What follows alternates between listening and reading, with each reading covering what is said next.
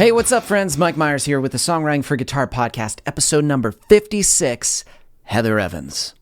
So, 56 episodes, and I haven't had Heather Evans on, and I'm not sure why the hell I haven't. Her and I are great friends.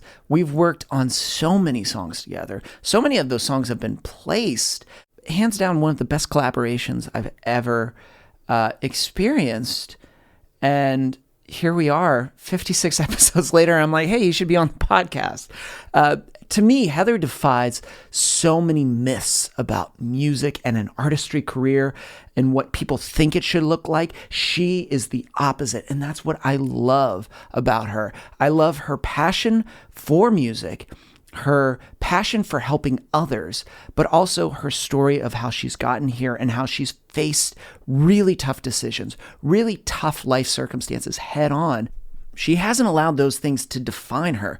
Instead, she's chosen to keep on moving forward, making the music that she loves, always chasing after the next thing. So I'm excited to get into it. And so before we do, listen at the end of the episode because we are announcing something really, really amazing and you'll want to listen. So let's head on in to episode number 56, Heather Evans.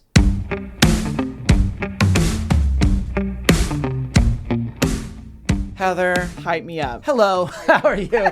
How about that as an intro? Just like, hello, how are you? Hope you're doing well. How are you? I'm doing great, Mike. I'm excited to be here on the podcast officially. This is so much fun. And it's like, I'm not sure why I haven't had you on sooner. Like, that's the thing. I'm like, I haven't had Heather on the podcast. Why not? Because we've done a lot of songs and we've worked a lot. We've done so many songs. How many We're too songs? busy cranking out songs that we don't have time to podcast. We've done at least more than 10. We've done more than 10 at least. At least 10 because we did all those Christmas songs together. That's right. So it's just like, what's interesting, I'm glad to have you here because a lot of the times then when I'm doing interviews, we talk about the perspective of like producer or, you know, I've had licensors, publishers, and occasionally a few artists. But like what I love about your story is you kill all the myths that I feel a lot of people assume, this is why I can't do music. Like, if I have a family, I can't do music. You destroy that. I need to live in a music city. You destroy that. You know what? I need to be super famous before I can get any of my music heard or on TV. You destroy that. Destroyed. That it's impossible to network. It's crazy right now. It's been a pandemic and a half. It's just that the music industry is too, all those things. Those all sound like really good excuses. I think that's the thing too. It's like, that's what they are, but you do the opposite. And I want to get into all that, but like, I'd love to know, did you ever fall victim to some of those prior to? Oh, Mike, yes, 100%. And even in the time that we've been working together, I've had to fight against my inner critic and fight against even the flow of what culture like tells you as a musician that you can't make a living being a musician. Whatever, I don't know. You have to be a certain age to make it in music. All that. I believe that one. That was the age thing. I thought for some reason 30 was the cutoff. Me I don't know too. why I think we had a conversation about that. I don't know why 30. I don't know. Nobody gave it to me. I guess assumed it. Totally. I actually wrote a song when I turned 30 about how I was sad that I was turning 30.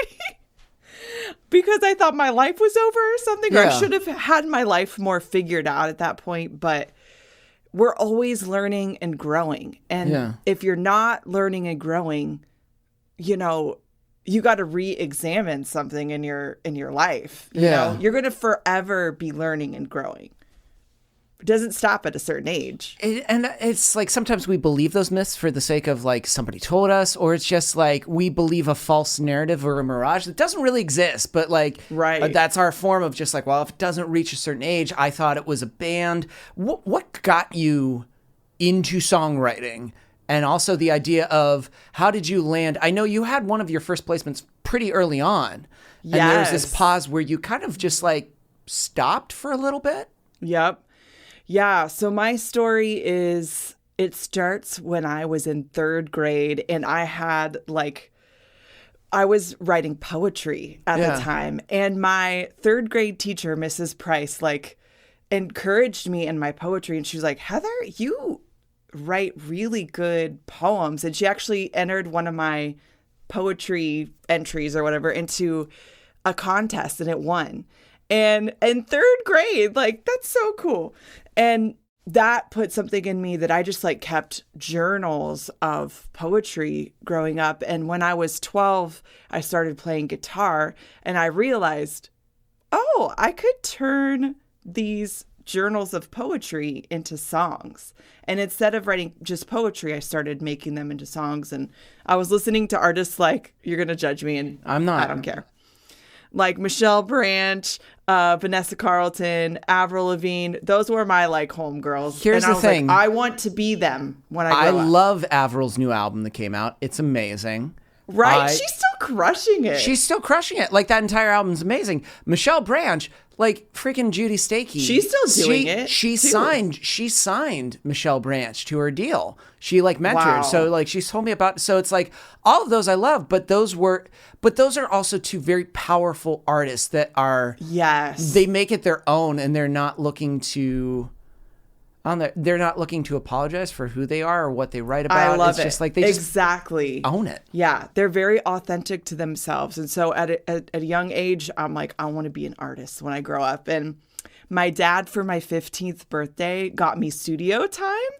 And he literally got me studio time just to listen to my songs in the car, which I think is the cutest thing and so supportive as a dad. And I recorded in this studio, like high quality recordings. And they're like, you should just keep recording here. You're really good. And so by 17, I had a full length album.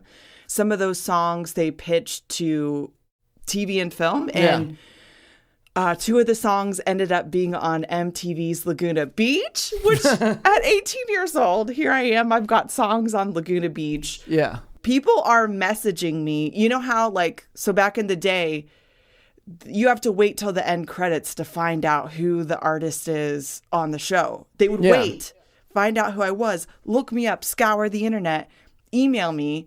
And it was like the craziest thing. That's and I was awesome. selling all these CDs at a young age. And so I saw the effect of just the promotional value of getting your songs on TV shows at a young age. And that like sparked a light in me, and I knew this is what I want to do with the rest of my life. You know, I don't really want to go on tour or whatever. That wasn't really ever a thing for me, but I knew I'm a good songwriter. Like, I can pour into that and do that. So that was kind of the start. And I got some other songs on like South of Nowhere, and a Nickelodeon teen channel show. And same thing happened with that too. People were finding me. There was like a bunch of fan made videos of some of my songs. It's hilarious. That's amazing. I know. That's also too like the idea of, oh, I'm just gonna record some songs, and they were like, you should keep on doing it, and you're like, okay, and you do it, but then they automatically get into shows. It was so cool and such a dream come true. But also too, to have people then pause, try to find, then spend the time searching you, and then writing.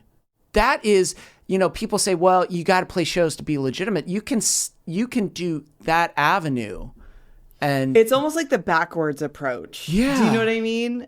It's a backwards approach where you're literally getting your songs in front of hundreds of thousands, if not millions of people at once. Yeah. And then they come find you and you sell them your album. It's like a backwards approach. Instead of you getting out in front of audiences and trying Yeah. to slowly build an audience, you're getting out to a wider audience. You have a wider reach. And so I knew that's what I wanted to do. I'm like, oh, why am I doing this the hard way? I was playing shows around town and breaking my back and, you know, trying to do all that stuff, trying to get record deals. But I found that a lot of the record deals were shisty. And I thought I needed a record label. Yeah. I thought, because that's what everybody was doing at the time. All my friends were trying to get a record label. But I decided to go this other way, and it was way more profitable and made more sense in the long run than all these other people. They're not in bands anymore. Yeah. Guess who's still doing music? Woo! I win. Just kidding. No, well, it's interesting because so you have this and you realize this, but then you took a break from music. So this is kind of, we're going to go a little deep right here. We can go Are you ready? deep. This is the deep section, and then it gets lighter. Don't worry. There's a happy ending to the story. Yeah. So in 2008, I actually recorded another CD. Yeah. I had just gotten married like a couple years before. I just wrote a new CD. It's so like rock and roll and cool. You should listen to it actually. For my generation, if you listen to old indie Heather stuff, so great. And some of those songs ended up in an independent film again. So it was like, I got this momentum going. Yeah. And then I end up having a miscarriage like in 2008 on Easter Sunday. And it just like ripped me to shreds because people don't really talk about the fact that that can even happen. Like I was just naive. I'm like, okay, you get pregnant, you have the baby, there you go. Yeah. Have a happy life. Like I had our whole family planned out. I had this whole plan, for my life at that point. The minute I saw that pregnant on the pregnancy test, I was like, oh, I got my life figured out. Like, this is what we're going to do. It's going to be so great. And so it devastated me. I felt like it was like a death of a dream for me personally. And I had a lot of weird complications with all that. And then, so that caused a lot of like post-traumatic stress for me. And I went into this deep depression. Like I couldn't get up out of bed. I was just crying all the time. And basically just like quit doing music. I'm like, whatever. Yeah. And sort of got through that whole situation and like find out I end up, I think it was like a year or so later, I get pregnant with my son, Trust. And I'm like super scared because I'm like, what if the same thing happens again? I'm like, I'm not going to get my hopes up because I know what could happen. But I was like, I'm going to love this baby as long as I get to have this baby, And I get really, really sick. During my whole pregnancy, I have this thing that only like 0.8% of women get or something dumb like that. It's called hyperemesis gravidarum, which is like extreme nausea and vomiting. And I couldn't keep anything down. I was in and out of the hospital on IVs. And literally the only thing I could do to like comfort myself was like sing songs in my head. That sounds so sad.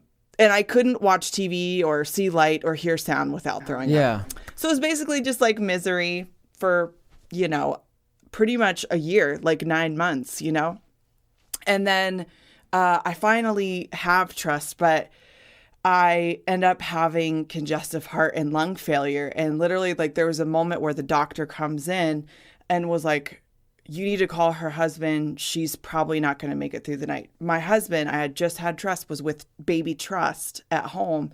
He's coming to the hospital to come see me and basically say goodbye. And I was just like, okay, I'm ready to go. Like I was not well. And so, I get through that and, it's like months of recovery because of all that I went through. And again, I'm like dealing with post-traumatic stress issues and depression. And I'm just like, and, really bad, like postpartum depression, which I think it all correlates together. It was just a hot mess.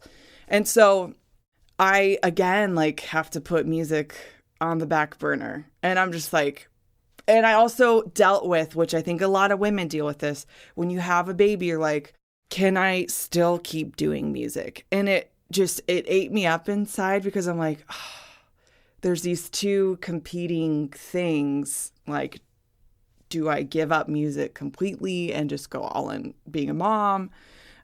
Should I get my head out of the clouds? Whatever society tells you. But it's hilarious. If it was a dude, they'd be like, oh man, you can still do it. You can still get out and play. Totally. It's completely okay. Your son's going to love the things that you're doing. But the standard of like, well, you know what, can you really be a good mom if you're doing that? And it's like, yes. It's just like, I can live my best life. Yeah. And so that was some of the stuff I was wrestling through. And I got better. I was seeing a counselor. I was getting like better from the post-traumatic stress stuff and was getting in a healthier place emotionally, and walking out of a lot of the trauma and anxiety and depression that I was walking through, and actually wrote this album called Out of the Woods, which is like talking about coming out of all that. So it was like music was my way out of that, which I think is so powerful and cool and healing, that music was my ticket out. And it was the thing that I thought I had to give up, but it was always there. Like, I'm not going to stop. Even in the midst of pain and heartache, like, you can't turn it off. You know what I mean? I can't turn it off. I'll write a song about quitting. The reason I love you as an artist, as a friend, is because you were dealt the most shittiest situation. It ain't even over yet, man. I know, and just like so many things that are saying the opposite, in which a lot of people would quit. They would just be like, oh, they're the reasons. And if you told the reasons, people would be, oh, that totally makes sense. Or like, oh, rightfully so, Heather. Absolutely. You get healthy. Like, yeah, that absolutely makes sense. But the fact that you were still like, no. Like, it's just even I kept going, I can't imagine, too, being told, like, oh, yeah, you're probably going to die. And then having to also accept that. And how you said, too, like, I was right. But, like, even when that didn't happen, you were like, okay, here we go. Let's just let's figure this shit out. I'm going to do this. I'm going to do this. You have to figure it out, and you have to rally yourself in the midst of heartbreak. Are you going to let that conquer you, or are you going to conquer it? You know what I mean? And I'm not going to lie, like, a certain moments, I wanted to stay in the pit. I call it the pit. I wanted to stay in the pit and wallow. Have you seen the show Maid? M-A-I-D? I think you did. Did I? You know, the girl, she's like the cleaner lady on Netflix. I felt like you maybe saw it. Anyways, it's a TV show. There's this really like cool picture of her like depressed on the couch, and she slides in the couch. It's like in her mind. And she is laying at the bottom of this pit. And it's such like a beautiful picture of what it's like to be in depression. Like, all this stuff is happening around you, but you're in the pit. But it's like, I had to like climb up out of the pit, you know, and see the light, and figure out how to be a whole human being again. And so it took a lot. It took a lot. A lot of fighting for, you know, my own mental health. And so Trust, at this point, he's four years old.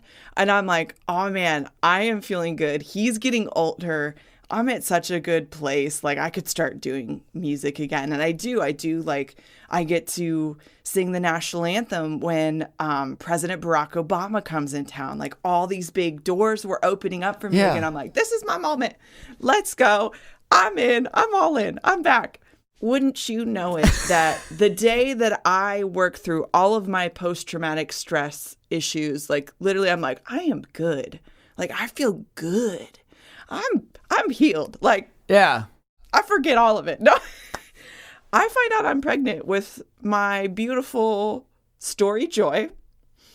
And everything that happened with Trust, with the hyperemesis gravidarum or whatever, and extreme nausea and vomiting, happens again. And I'm like, oh, no. So I'm back in the pit, right? And I'm just groveling. I'm feeling sorry for myself. I'm going to be real. It was hard.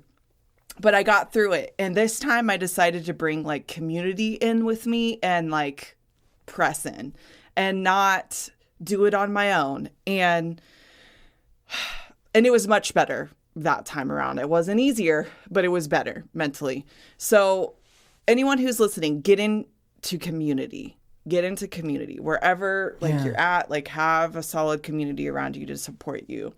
And we end up moving to California when Story was 5 months old. And I said, I'm not going to do music for a year. I'm just going to take a break and focus on Story Joy and just be the best mom I can be and be fully present and everything. But I was still writing songs, and I wrote this like killer song. Still think it's one of my best songs of all time, Mom Life. It's like this really funny, tongue-in-cheek type song about mom life. And I'm like, oh, I would love to make a music video for this and just like see it go viral. It probably will. And because it's so funny. Yeah. And I like make this plan to make a 3-song CD, the Life EP, and Mom Life is on it. I end up making the music video for Mom Life, and it goes like semi-viral with all the mom bloggers. It's amazing. Like, I'm back, Mike. I am back. And I'm like, and I also did the 3-song CD. Yeah. I got broadcast quality recordings. Like I found a producer that I knew was going to give me the what you broadcast needed. quality to get my songs on TV shows again. That was my whole purpose. I'm like, I'm going to start small, which is 3 songs, and start building from there. And wouldn't you know it, Mike, I sent 50 emails to music licensing companies, and I heard back from one. Just one. But that's all you need. But You it's just one. need one. And this is why you're great at, and maybe we talked about this book. It's The Gap and the Gain.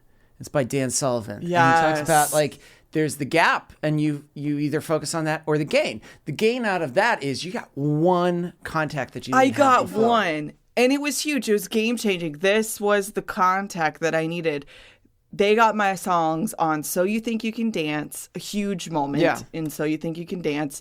Disney's Fairy Tale Weddings, Dancing with the Stars Jr., 2 songs on that show. And it was like the start again. And I'm like, oh my gosh, I'm back in the game. I'm doing this stinking thing. And I'm like, all right, I got to start like writing, recording, and releasing a song a month. And I did my 12 songs in 12 months project. And I believe at that time was when you reached out to me. Yeah. I was like in the midst of doing that project. That was, And, that was it was because I think I saw some of your songs on like a roster of artists. There were 2 that I was working with. How about Proper English? That were on North Star. And then I was kind of like searching through. No way! And I was like, I'll listen to some of the songs. I was like, oh, yeah, you know what? I could totally produce. I think, I don't know her, but it seems like I kind of get an idea of her from her songs of what she's like. And, this could be fun. And I think it would work well.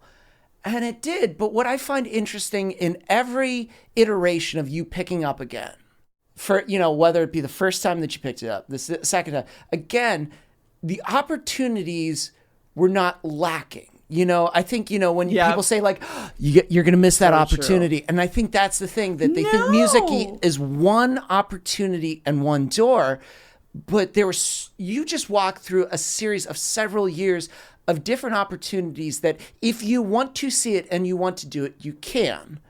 You can. And it's there. It's I'm possible. living proof of that. Yeah, that's what's so exciting about it. It's not like there's this one window and then the window closes and that's it. Yeah. And because everything is online now, the doors are so much more open. It's so much easier now in this day and age than it was even when I was 17 years old. Like, it is so easy to do music these days. You can release music yourself. Yeah. You can take creative control yourself, brand yourself. You can That's brand beautiful. yourself, and you're so good at that because that's your strength. And I think that's where sometimes it can seem overwhelming and confusing. Totally. You're very good at being clear, not only in your songwriting, but your networking, your branding, your consistency all across the board. And I know because since I know you, it's because you're very intentional on this is why I'm doing it and this is what it's working towards. Like when I send a song or when Josh and I say, 100%. Song's done, I know 10 seconds later, you'll be like, here's the artwork. This is when the download link is. And this is where it's going to be submitted. And this is what's happening. And this is and meanwhile, Josh and I are like, cool, that's awesome. The and then code, we grab it. And here's the ASCAP information. And you're running with all of that. You're throwing in the metadata. And it's just, this is where, do you see the stumbling blocks of people that have good intentions, but like you look into their world? I want to shake them. I do, Mike. I'm like, you are so talented. If you put a tiny bit of effort in on the business side of things that you do even on the like songwriting side of things, then you could really, the sky is the limit. Literally, the sky is the limit. And even you can go out past the sky if you want to. You don't even need the sky. Go to the outer space. That's what I'm doing. Literally, I hit outer space, Mike. Like, one of my big dreams with music licensing is to put a down payment on a house here in Ohio, because that's like one of my goals. Yeah. And music licensing is like the sprinkles on top. And I literally got a huge placement on NBC for the new show La Brea, like a promo, and they play that, you know, for 2 weeks, and now they're playing it out in Australia, and someone from Australia just Which is like discovered my amazing. music. I'm like, what? Now, if somebody's like, can I make money from licensing? I mean, you can agree, like a big one like that. Do you feel comfortable sharing some of the things that you've made if you give numbers? Am I allowed? I think it is, because my friend Josh Doyle and I have talked about this. Every time that you say it, if you say it, it lets people know that it's possible. Like, you know, when Josh would tell me, like, I would tell him the price that I got, he would tell me the price. But it was inspiring because he was getting larger when I was like, you can make that? That's possible. And he's like, yeah. Okay. Yeah. Okay. You want me to just share be honest. Yeah. $22,000. Shit. That's what's great. Quit your job, Heather. I just spiked my microphone. I'm sorry. You're going to have to edit that down. You're fine. But that's because it's just like, I think people have this preconceived notion that you can't make money. But it's like, so from 0 shows, from recording vocals in your studio. In my basement studio. In your it's basement beautiful, studio. by the way, though. It's beautiful. It is great. And that was it. And through networking and making and building a contact and getting something directly, you were able that to... was a direct to music supervisor placement, people. I reached out and I grabbed it. Do you know what I mean? Like, I didn't wait for something to come to me. I didn't wait for it. I went to the music licensing conference where there was going to be only 30 artists were invited to this. And I was one of the artists. I'm like, what am I doing here? Like, oh, so scary. And I'm sitting in front of like 35 music supervisors pitching my songs. Yeah. And that happened to be one of the songs. And another song that I pitched at this conference is going to be used in a Netflix show that isn't even out yet. And that's a huge placement as well. So even in show placements can be a lot of money. Really big. I'm like, guys, why did I believe the lie that I need to work this 9-to-5 job that is draining me of my creativity? I mean, some of us need to have a part-time job if you can't keep the full income and you don't have the contacts. You got to use wisdom, people. Don't just quit your job and like go willy-nilly. That's bad. Bad business. But I have it. Yeah. I have the foundation. I'm good. Why am I working this job that I am literally only getting $1,200 a month for all this energy I'm putting in, when I could be putting it completely into my business, you know, like doing coaching or whatever, like artist coaching, or, you know, writing and recording music, like do the stuff that actually fuels me. You know what I mean? And that will make big impact. What I love is now you're taking all of this, because you're saying all these good things. You're saying like, and you have such experience, you know, as the artist, knowing like, how do I make this work for me? How do I start to organize things? How do I start to brand things? What do I need to research? Where do I need to go? What should I be saying yes to? What should I be saying no to? And now you're pivoting and you're helping others start to go into this realm, which is where the pivot, which I'm super excited, because I've been happy to offer my classes and coach. But I have one perspective, and the perspective is the producer, and just like the songwriter. And I'm just like, hey, I don't, you know, when people are like, well, how do I pivot this in my artist career? And I'm just like, well, you know, that's a great question. I don't know. You know, I'm usually like, but what is awesome? Point you into the direction of someone who knows. Someone else to bring you on board and now make you available to this entire community. as a part of Songwriting for Shire because I realized that this is the independent artist this is what music is. Music has transformed and it's constantly transforming. Look at TikTok. Do you know what I mean? There's independent artists getting millions of streams. I know one of them. He was in the Sacramento Songwriter Circle that I was running. He literally posted, he was in a hoodie, like hunched over, but he sang this beautiful song that he wrote. It has millions of streams. He is making like income from his money just from a TikTok video. Stop it. We can do this, independent artists. Let's go after it. What are you afraid of? You know? And that's interesting. What do you think most people are afraid of? What people think of them for investing in their craft. They think that people will see them as a hobbyist and not music as a career, which there are a lot of people living in the hobbyist mindset, though. We have to get into a business mindset and teach people how to look at music as a business mindset. And it's okay to make money from music. There's this lie out there, I think, that artists can't make money or something, or else you're not like really an artist. And I'm like, excuse me, the highest honor to an artist is if they can make a living and an income from their art. Like, isn't that what you want? Doesn't that give you all the validation that you need? That's what I want. Like, you never hear of a hobbyist architect or a hobbyist plastic surgeon who dabbles for fun. You know, I'm not going to charge you that much. It's just like, that's so weird. But why is music the one that's been dubbed like, well, you know what? You know, it's just a hobbyist. Now, it's interesting you say hobbyist mindset and business mindset. Yeah. That is a huge, shift. That is a huge shift.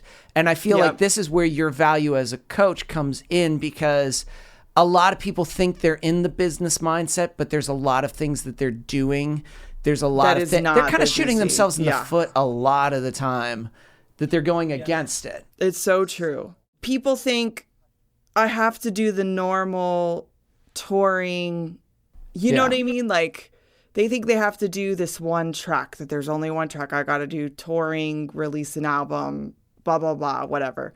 But there's so many different avenues. There's so many avenues, Mike. Like, music has changed. It's like what you're describing right there is kind of like an archaic system that doesn't really...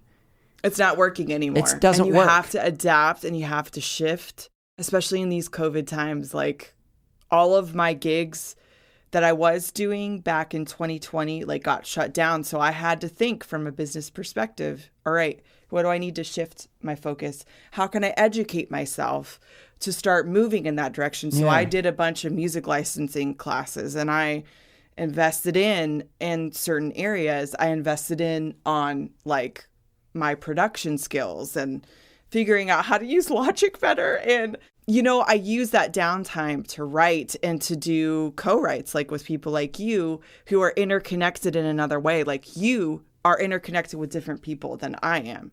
And so you're getting us other opportunities and I'm getting us other opportunities, but we're doing it together as a collaboration, Yeah, absolutely. So, it's like we're using the best of what we both have because we're both invested in ourselves and into the craft. And then when you combine both of those things together, you're obviously going to get a product that does well, because both people are pushing for it and they're invested in it, as opposed to, someone doing it on their own. And I think also support, which is super important. As you said early on, community. And it's like when you write with someone and you have another person, that's your community of songwriters too. And this is why you're just such, excuse my French, a fucking awesome coach, because you're so good at, you look in the person, you're encouraging, but you have been thinking about this for years, since decades, I was 15 years old. I've done radio, I've done playlists, I've done news stations, I've done so many interviews on podcasts and news outlets and I mean, anything you need. I've sold thousands of albums as an independent artist. That's crazy. The wealth of knowledge. You're so good at looking at someone else and cutting, this isn't working, so let's stop doing this. This is who you need to be messaging. And like the detail, not only just mindset stuff, but the business stuff of just like, okay, that's details. Not professional enough. Like that email's long and you're Tune rambling. up your LinkedIn. Like there's things that we need to be thinking about that I'm going to see that, maybe you're not going to see. Yeah, because that's not my world, but you are. I'm excited because you've got all this amazing stuff happening on your side, but I'm excited to have you a part of this team because you're going to be doing so much with people that if they're listening to this and they're like, I'm an artist and all the things I'm struggling with right now, I want to understand. I can break it down to in a very down-to-earth way. I think that's the hard thing with some coaches. It's like, okay, what's a performance rights organization? And you just talked in all of this language that I have no clue what you're talking about. It's over my head. I'm not going to do it now because I'm overwhelmed at this point. We could break it down step by step, make a really actionable, easy plan that's not going to overwhelm you. It's going to be like step by step to help people get where they want to go. You know what I mean? The only way to get to where you want to go in music is like taking one step in front of the other. And it seems painstaking, but you're going to look back over the year of us working together and be like, oh my gosh, my career has taken off so much since like working with Heather and Mike. Like so many things have changed. The amount of large placements you've gotten just recently means you understand the networking side of what's important, what you should be saying, what you shouldn't be saying. More to come. Yeah, I know. It's just the surface because this is you getting back in.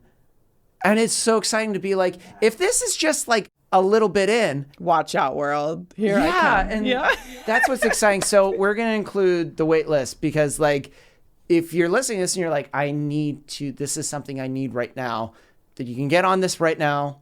You can get in contact so that we can get this because I'm so excited that you're doing this. This is exciting. And I'm only going to have a few slots open up. So just jump on it and get in with me because I don't know if I even just explained this in our talk because I went all over the place. But you were good. Something that I am mega passionate about is encouraging other musicians because I know how hard it was for me as an independent singer-songwriter. I had people with me on the journey, and now it's my turn to be like, hey, you can do it.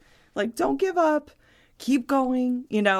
All right, let's make a right here. You're so good at the encouragement sandwich because I feel like you give the encouragement, but then there's just like, okay, so let's talk about, no, you can't pitch this because look at your metadata. Meta what? Yep. Yeah, let's dive into this right now. Yeah. And it's like, but you're so good at breaking down those business chunks that if you want to see this happen, you can, but you're going to have to understand this. You're going to have to do this, but I'm going to walk you through it. I'm going to explain why this is important. And you're good at getting people with systems in place. Because most of the time when people are struggling, it's because when you're like, well, what's your system? How do you do this? Well, you don't have one. So that's why.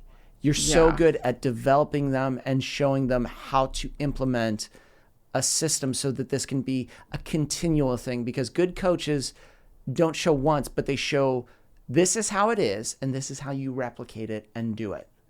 Yeah. And this is why it's important. Exactly. And you're so good at that. And I'm just excited to see people that are feeling frustrated understand that, oh, here were the shifts I needed to make and why. Yeah. And then it just gets them back on track. And not only does it get them back on track for results, but they feel better. Yes. And then it's a ripple effect because then they look for others that they can do the same thing because that's Domino how you're effect, always going to keep on progressing because the ones that do it well understand that music is a wealth of opportunity. Like what we do licensing, we can't write all the songs for every single show, every single season, everything out there. There's so many missed opportunities that people are looking for their songs, the songs they've yet to write. They have to know how to approach them, get in contact, and present it in the right way. And that's where you come in and you're so damn good at that. And I'm excited, Heather. I'm thrilled. Oh, Thanks, Mike. Yeah, I'm so excited. Yeah, let's conquer some of these myths, people, and get after it together and not be afraid anymore. Like, what would happen if you just went for it and kept going? You know, what would happen? You'd probably be in a much happier place by the end, at least, you know, because you're actually doing what you're supposed to be doing. So that's what I'm here to do, and I can't wait. Heather, you're awesome, and thank you for chatting.